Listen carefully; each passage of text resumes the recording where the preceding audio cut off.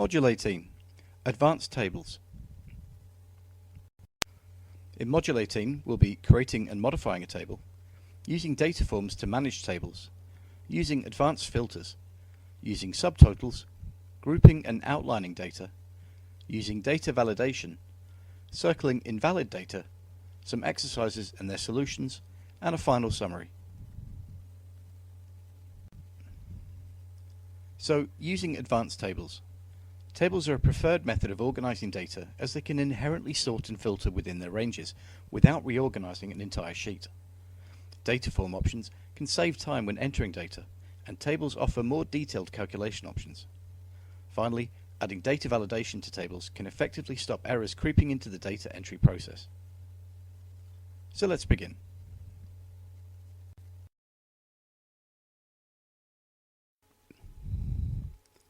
Okay, so we've seen this spreadsheet before, way back in Module 12, when we first touched upon creating tables. It doesn't hurt, however, to go over the process one more time.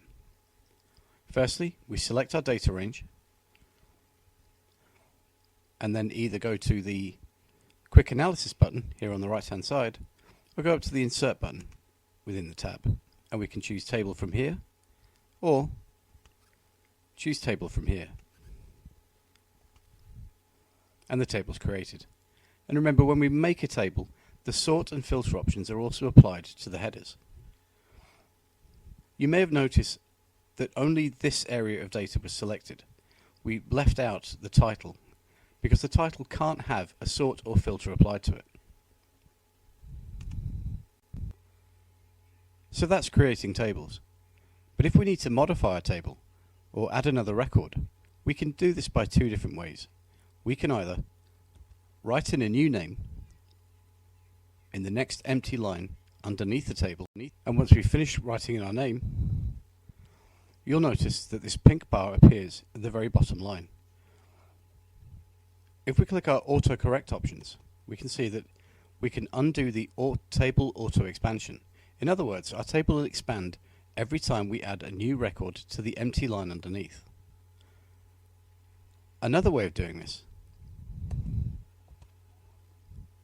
is to select our rangefinder here in the very bottom right and pull it down by however many records we need to add. And our table will expand. And on each expansion, the filter and sorts will be applied to take into account this new information.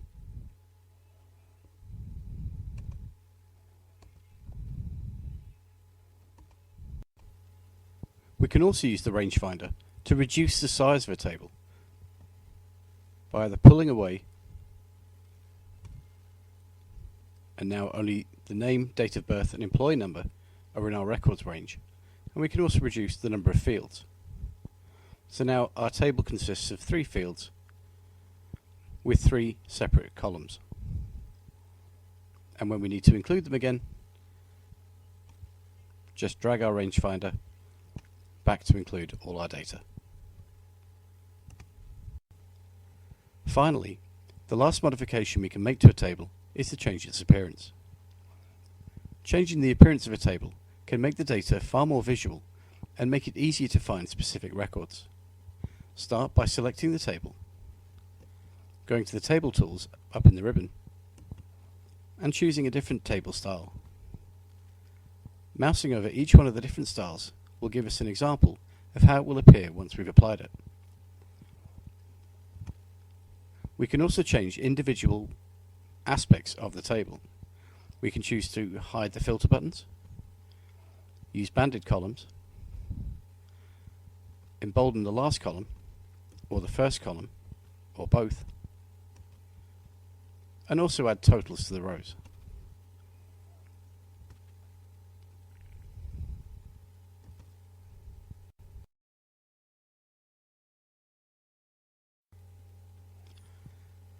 Firstly, before we can use the Forms button, we have to make it available.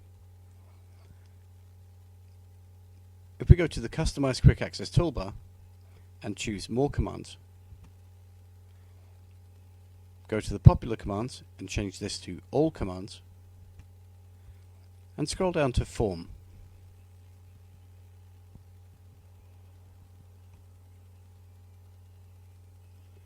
Click Form, click Add, and Form is added here. Then click OK. And the Form button appears in the Quick Access toolbar here at the very top. Now that our Form button is available, we'll go ahead and create a quick spreadsheet. So now we have a simple spreadsheet, the Autumn Gate Dairy, and their January sales. Among our columns are the products, the size, amount or weight, the batch number, the production date, the product price, the total production run, the total sales, the wastage and the wastage cost. Now that we've gone ahead and included our Forms button, we can now use the form as a data entry point to fill in the rest of the details within the spreadsheet.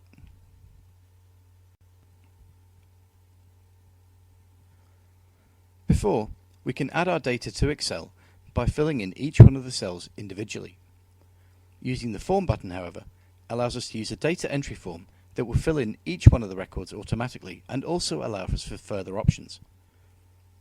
Before we start to use the Form button, it's always best to select the headers or column headers we wish to use within the form entry. If we don't select these column headers and start at, say, cell A4, when we come to use the Form button, Excel does a good job of automatically finding where the column heads are.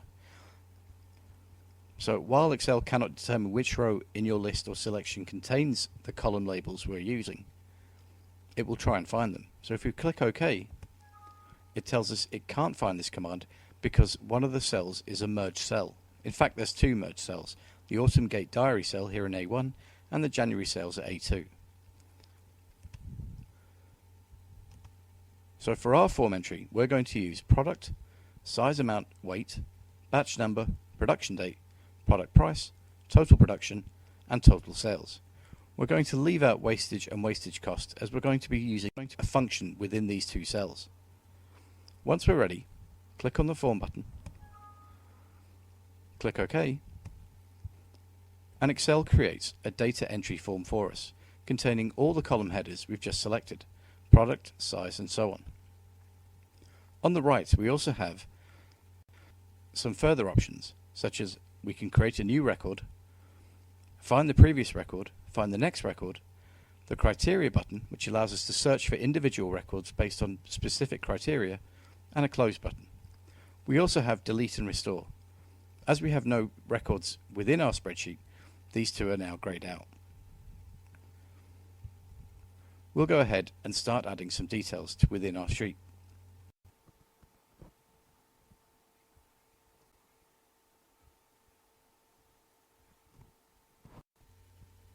Now that we've filled in our first record, we can click New, and all our details that we've just added have now been added to within the spreadsheet. We'll do the same thing with another record.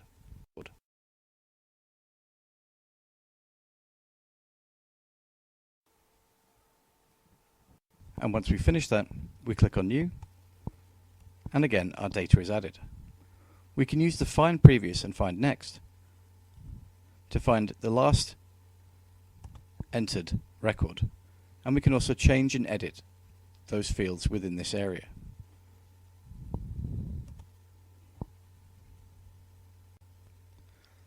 So that's the Form button. But what if we wish to use the Form button in conjunction with a table? Well, first we need to create our table, and like any table, we start by selecting our ranges. Again, we're not going to include wastage or wastage cost. When the function is applied to these, we can always use the range finder and drag these two values within our table, but for now we'll leave them alone. Once we have our ranges selected, we can either use the Quick Analysis button and use the Table function here, or go to the Insert tab and select Table from there. Either one will create our table in Excel. When we need to start adding the form data to our table, we first need, again, to select our column headers. Once we have those, go to the Form button, and everything's applied here. Then we start a new record.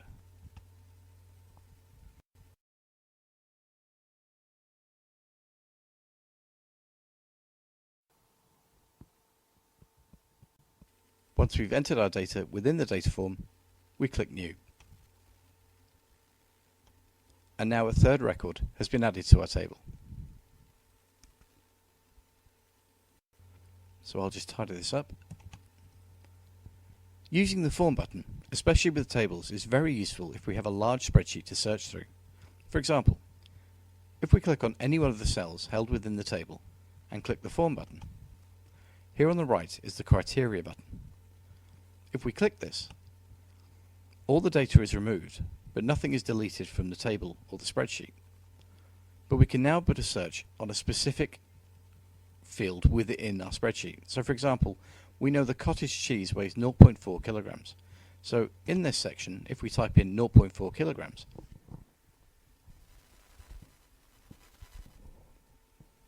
and then click Find Next, Excel will return the first record it finds that contains this criteria. If there were more products with the same weight and we clicked Find Next, the next field or range of fields would appear here. We only have one that contains the same weight, so Excel instead returns an error beep. But imagine if we had hundreds of different products, some of which all had the same weight.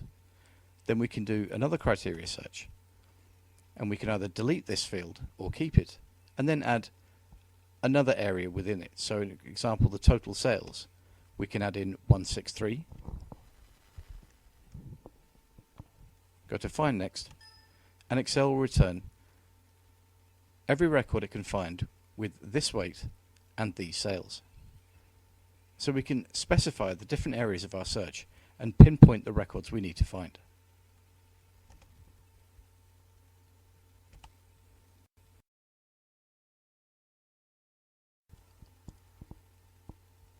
Way back in Module 12, we touched upon using filters with tables, but we can also use advanced filters. In each of our column headings, we have a drop-down box that contains the sort and filter options.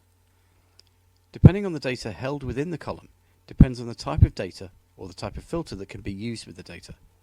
So in this case, in our product column, we can use text filters. And the same goes for the size, amount and weight, and the batch numbers. The production date allows us to apply date filters, and the product price allows us to apply number filters.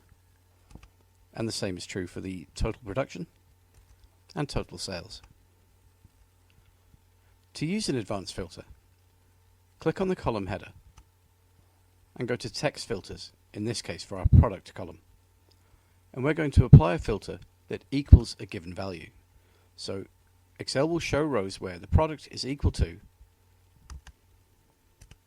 Autumn Gate full fat milk. Click OK to apply the filter, and Excel returns just one record. We also can see exactly where our filter has been applied because the filter icon appears in the drop-down box. When we finish with our filter, we go to Clear Filter From and the name of the column, in this case product. And Excel returns all our ranges once more. We can do the same thing with production date. So we can use an advanced date filter to find products that are equal to a given date. So we'll look for products that equal the 1st of the 1st, 2014. So we can use the calendar button, find our date, and then click OK. Or we can add another range of records to it. We can also add or equaled, and again our calendar button, find the specific date, in this case the 2nd. So now Excel will return any rows where the production date equals the 1st of the 1st or equals the 2nd of the 1st. Once we click OK, our filter has been applied and it returns 2 records. And again, we can see that the filter has been applied within this column. When we're finished, go to the Clear Filter From Production Date. And our table once again returns to normal. We can also define and generate our own custom filters. If we go to the Total Production column and look at the sort and filter options there, Within the number filters, Excel gives us a range of possibilities to search for and define our data. But we can also create our own by going to the custom filter on the bottom. The custom auto filter window appears, and we can start to generate our filter within here. So we can show rows where the total production equals, or we can change this. So we can say does not equal 10,000, and we can use the drop down box to generate that value, and is greater than or equal to 250. Once we click OK, we have only two records. We have this record because it's equal to 250, and we have this record because it's greater than 250. We've lost the first record because it's 10,000. And again, once we're finished with our filter, go to the clear filter option.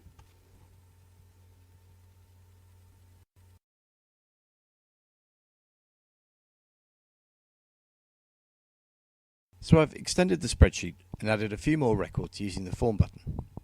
I've also included the wastage and the wastage cost. The wastage is calculated by taking the value in total production and subtracting from it the value in total sales. The wastage value is then multiplied by the product price to give us the wastage cost.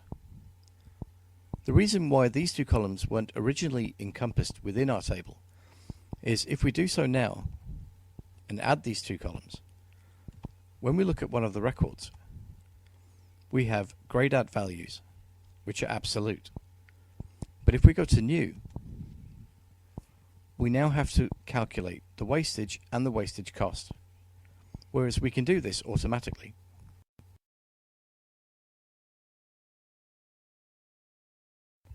If we copy these two functions and paste them beneath,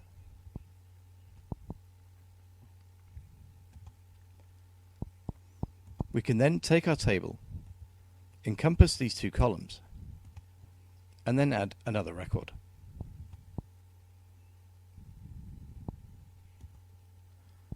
The two values for wastage and wastage cost are now grayed out. So when we add a new record,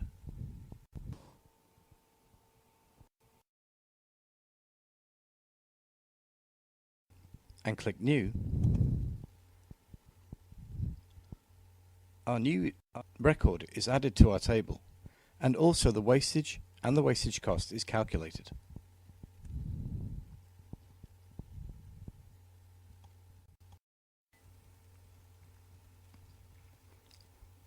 We first looked at subtotals back in Module 12.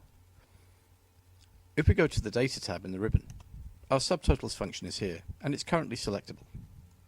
The reason why it's selectable is that cell A1 is currently highlighted. Unfortunately, we cannot use subtotals with a table.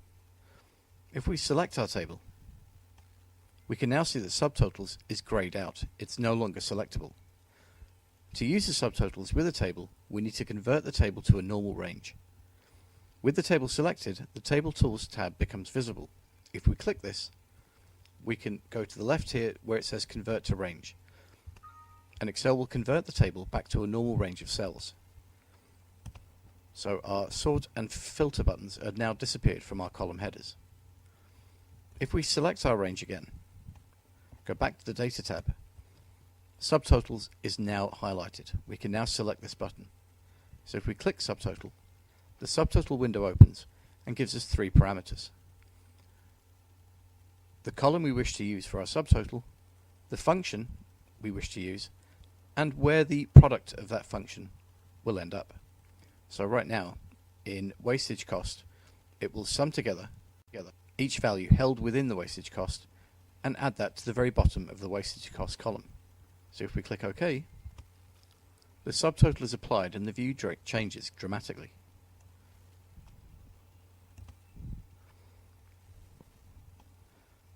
So with the sum and the subtotal, each one of these values is kept and held beneath, with a grand total at the very bottom. There are three different views with the subtotal. View 1 will give us the collapse view, which just holds the column headers and the grand total of the wastage cost. View 2 will give each instance held within the wastage cost the total for each instance and the grand total of them all. View 3 will open up all our details held within our cells, the grand total and the subtotals. We can also collapse and expand each view as we see fit.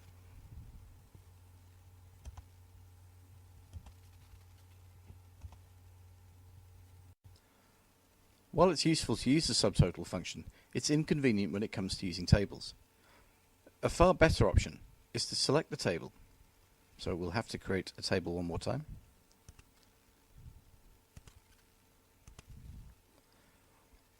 Go to the table tools, and here in the table style options is the total row, and we can toggle this on and off. If we toggle this on, we're given a total row at the bottom of our table. In this case, only the wastage cost has been calculated. But each one of the cells directly beneath the column will have a drop-down button to the right of it. And the drop-down button gives us further functions we can add to each one of these columns. So for example, for the product price, we can find the average price. For the total sales, we can sum up all the values held within the column to find out our grand total. And we can do this with each one of the cells directly below the columns. So we can also find the average production date for all our products. So if we have a spreadsheet with a number of different tables, we can use this function, take the values from each one of these cells and add them to the grand total for the year, or however we wish to use them. When we're finished using the total row, we can always toggle this off and back on again, as and when we need.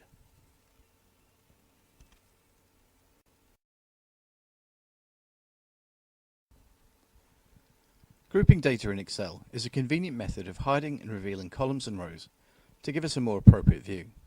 For example, in our current spreadsheet, we have the size, amount, weight, batch number and production date columns, which aren't relevant to us if we want to solely concentrate upon the product, its production values, and its wastage. What we can do is select these three columns, including their headers and their values. Go to the Data tab in the ribbon and select Group, and we'll group by column. Clicking OK applies the group. And much like the subtotal function, we can change the view with the number tabs to the left, or use the plus and minus button to expand and collapse. When we're finished with the group, we go to Ungroup and Ungroup Columns. And the group now disappears. And the same thing can be applied to rows.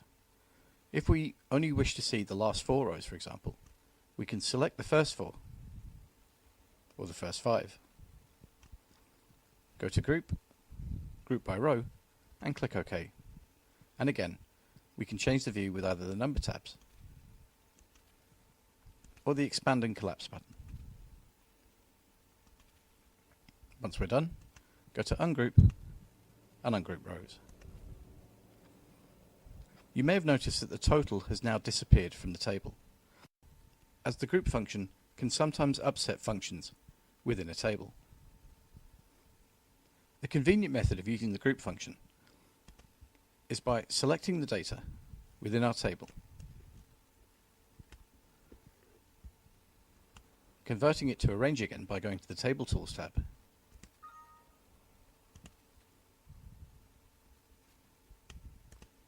and now if we apply a few auto sums,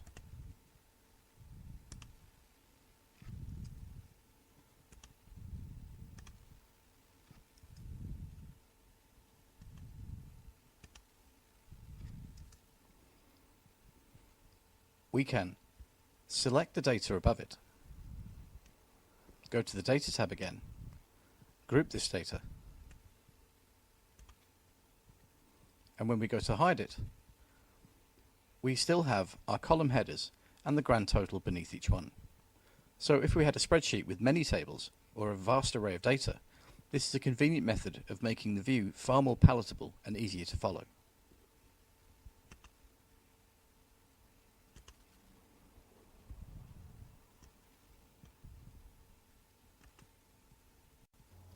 We've already seen that a table object doesn't work with subtotals in Excel.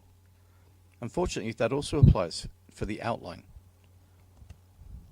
The auto outline function, while selectable now because cell A1 is selected,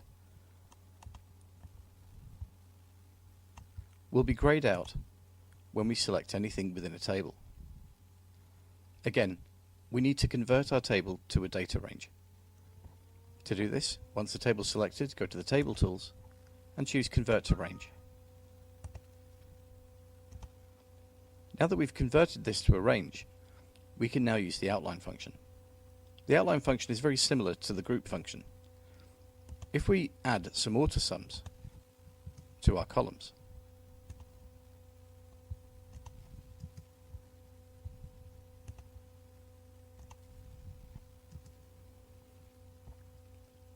we can then select our table or select our range of data. Go to the Data tab in the ribbon and choose Auto Outline. With the Auto Outline, we have the same set of views that we had before, but now with these three columns, with subtotals being added to them, we can hide or reveal each column and its subset of data. When we're finished with the outline, we can go to Ungroup and choose Clear Outline. And our range returns.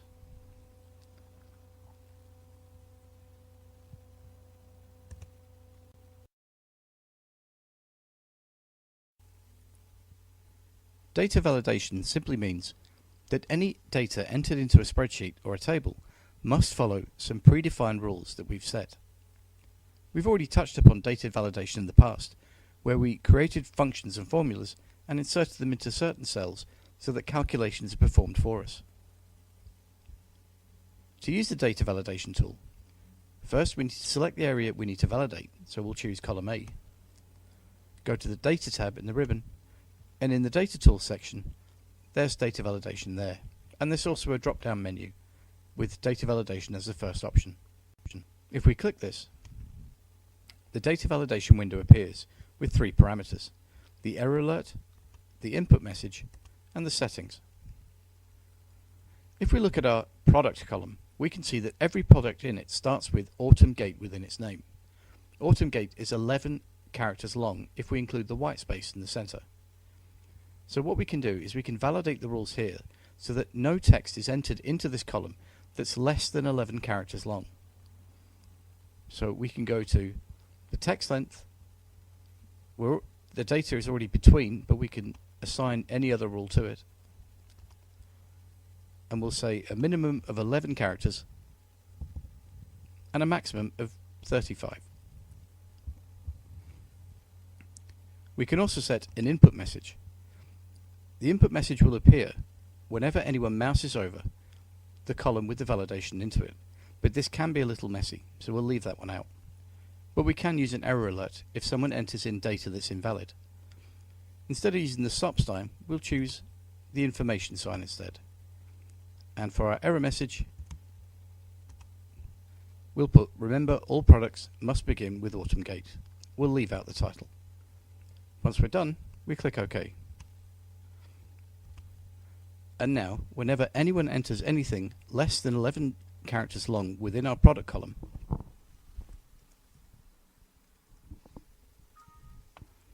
Microsoft Excel will give us back our customized warning window that says, remember, all products must begin with Autumn Gate.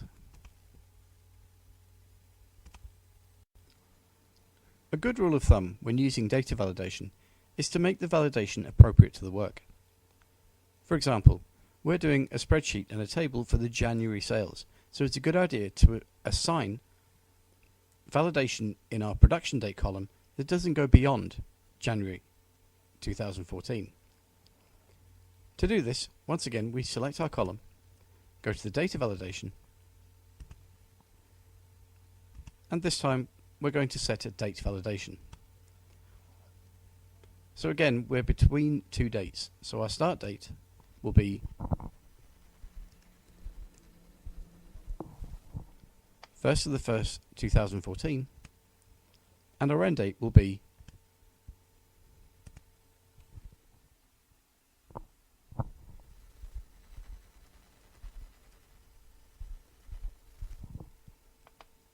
the 31st of January. Now we could set an input message and an error alert, but we'll leave these blank this time. Once we're done, we click OK.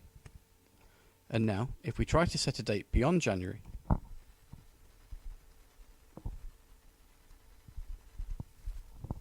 and press return, we're told that the value we've entered is not valid.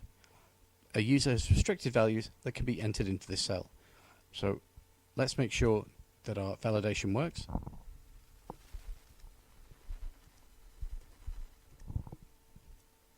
And it works perfectly.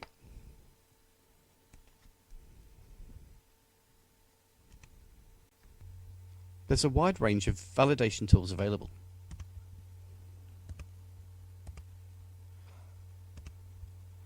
Based on the type of data that we have stored in rows and columns, we can set a validation criteria to each one of them.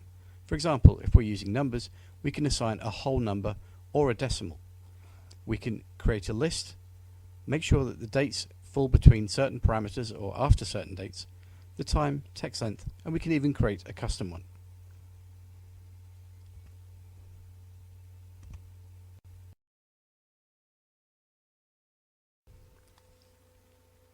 When we assign our rules for data validation, it may be the case that the areas we're assigning them to may already have data that's considered to be invalid. If this is a large spreadsheet, it can be very difficult to go through the whole thing looking for invalid data. So in the Data Tools section, in the Data Validation dropdown, there's an option called Circle Invalid Data. If we select this, Excel will search through the entire spreadsheet looking for data that's considered to be invalid by the rules of validation. And it's come up with 3. The first 2 are in our column headers, so we don't have to worry about those. But the last one is here, where we set a validation rule that said that anything less than 11 characters long would be considered invalid. We can select this data and delete it, edit it, or change it to what it should be. We can then go back up to the Data Validation dropdown, click on Circle Invalid Data one more time, and it returns with just our original 2 invalid data errors, the column header for product and the column header for production date. When we're finished circling our invalid data, we once again go to the Data Validation dropdown and click on Clear Validation Circles, and they disappear.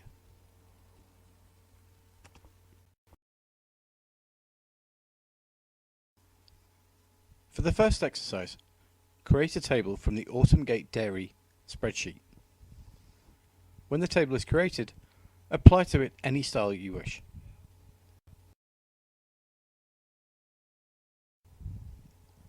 Okay, so to make a table, we first select the area we wish to use for our table. Remember, we can't use cells A1 and A2 as they're both merged and centered cells.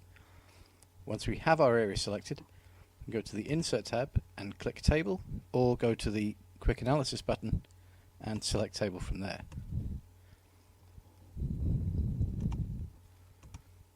That's our blank table. If we wish to apply a table style, we click on our table tools and select any table style that we wish. For the next exercise, create a data entry form that uses the column headers inside the Autumn Gate Dairy spreadsheet. When the entry form is created, open up the Notepad file held in the Modulating Exercises folder and enter the details held within it.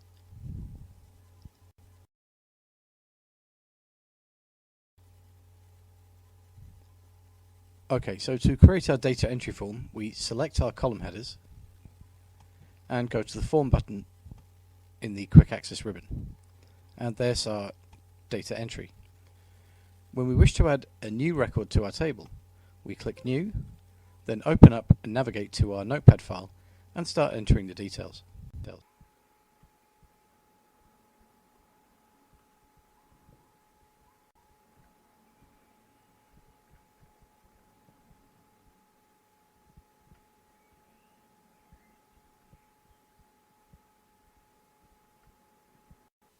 And there we have our additional information entered through our data entry form. For this exercise, group the data so that only the product column, the wastage column, and the wastage cost column is showing in the view.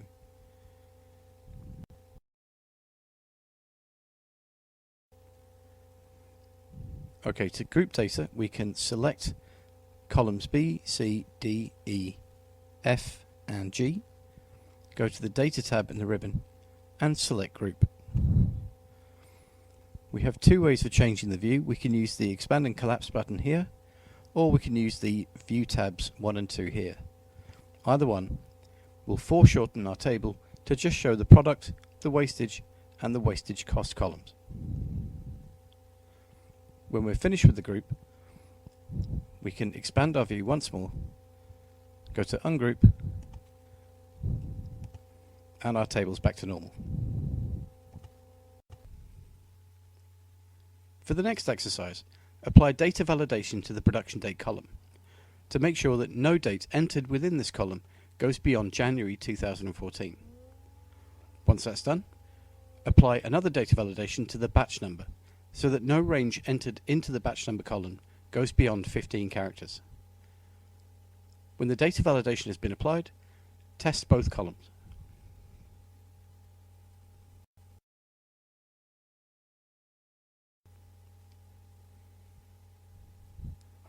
Okay, so to enter the date validation for the production date, select the column, go to Data Validation, and select Date. And we want all our dates to be between two values. In this case, the 1st of the 1st, 2014, and the 31st of the 1st, 2014.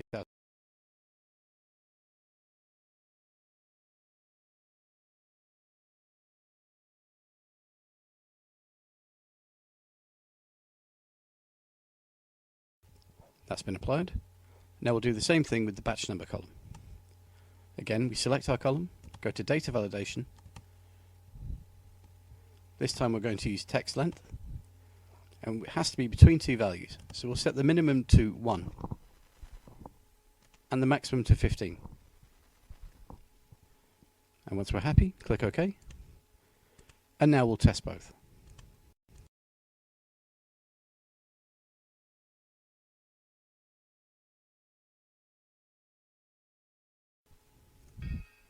And Excel informs us that the data we entered is not valid, so we know that set of rules applies. And now with our batch number column,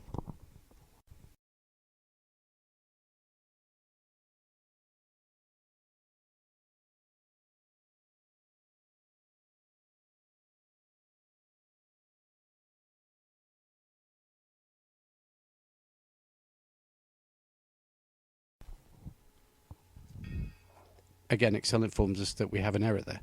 So we now know that both sets of data validation rules work.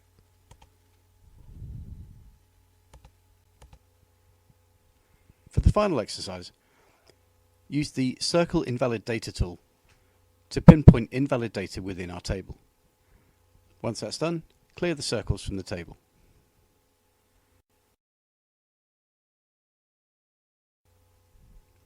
Okay, so this one is quick and simple. Again, we go to the Data Validation, go to Circle Invalid Data, and Excel will search through the entire table looking for invalid data to circle.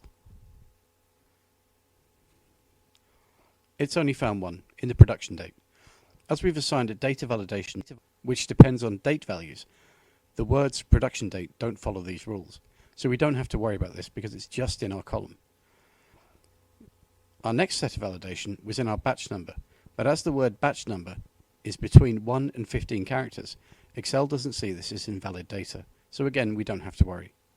Once we're done, go to Data Validation and go to Clear Validation Circles. And we're finished.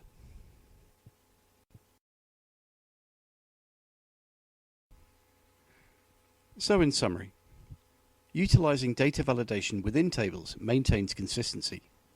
Sort and filter options are automatically applied to tables, which not only save time, but allow the data to be more easily viewed and understood. Data form options can make the entry process more streamlined and faster, and automated data validation can help prevent errors. Thanks very much, and we'll see you in the next module.